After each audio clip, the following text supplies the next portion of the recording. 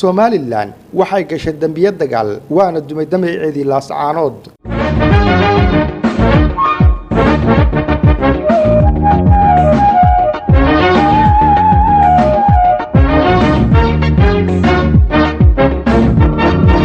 duulaanka joogtada ah ee ciidanka maamulka Soomaalidiidka ee Somaliland ku hayaan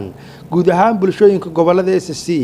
siiba magaalada Laascaanood ee caasimadda gobolka Sool hadda muddo bila ayuu madaxa la sii gelayaa waxaana ka sii horeeyay urkutaalooyin badan oo isugu jira dilal labeenta bulshada lagu beegsaday xariga caburin iyo cadaadisyo dhinacyo walba oo dadka deegaanadaasi lagu hayay muddo 15 sano ah.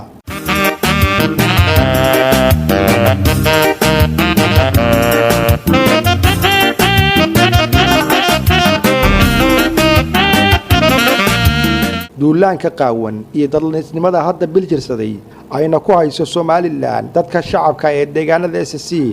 waxay ku gashay dambiyo dagaal oo lixaad leh kadib markii madaafiic ay la beegsatay dad shacab oo guryahooda ku sugnaa taasi oo ay ku nafwaayeen dad birmagayda ah oo ay ku jiraan caruur socod barada kuwa maalmoon ifka joogay arday haween qaarkood uurey ahaayeen kuwa ubad nuujinayay culimo iyo dad ah intaba dambiyada dagaal ee kala eegashay Somaliland ciidamadeeduna geysteen waxaa ka mid ah weerarka iyo madaafiicda la beegsaday goobaha dadka rayidka ay degan yihiin iyo kuwa danta guud oo ay ku jiraan isbitaallo iskuulo waxbarasho xarumo agooneed adeegyada korontada biyaha iyo guryaha dadka maatada ay degan yihiin oo qaarkood ay ku dhinteen dadkii ku noolaa oo dhan. Somaliland duulaankeeda colaadeed oo ay ku qaaday dadka deegaanka waxa kale ay ku barakicisay boqolaal kun oo qoysas kuwaas oo aan waxba galabsan haatanna ku dayacan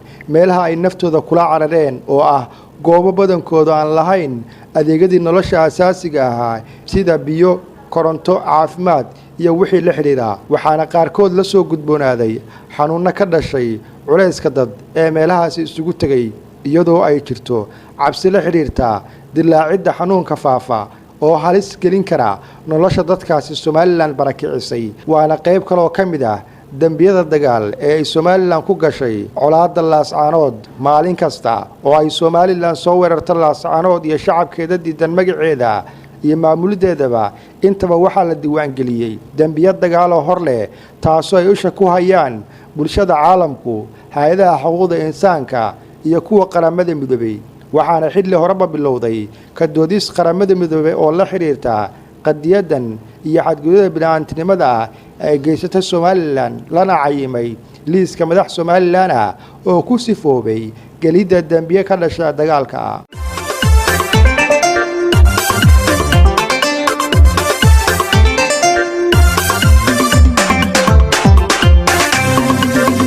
soddon sano oo Somaliland bulshada caalamka ka iibinaysay xadgudubyo dagaal oo dawladda militariga ay ka geysatay gobolada waqooyi galbeed iyo togdheer haddana ma helin garowshiyo caalami ah iyo mid maxalli ah toona taasoo jirta ayay maanta maamulka Somaliland oo hogaaminaya Korneyl Muuse Biix uu galay dambiyo dagaal oo baaxad weyn midkii tabashadooda ka soo bilaabatay isagoo geed dheer ku laalay qiildayashadii dagaal iyo dawladnimo gooni ah oo lagu helo ka sokow dambiyada dagaal ee Somaliland ku gashay dagaalada iyo duulimaadka ay ku soo qaaday dadka shacabka ee gobolada Sool iyo kuwa guud ee SSC waxa kale ay kala kulantay dagaal khasaare lixaad leh oo isugu jira dhimasho dhaawac gubasho gaadi dagaal kuwa laga qabsaday mid burbur dhaqaale iyo xasilooni darro siyaasadeed oo soo wajahday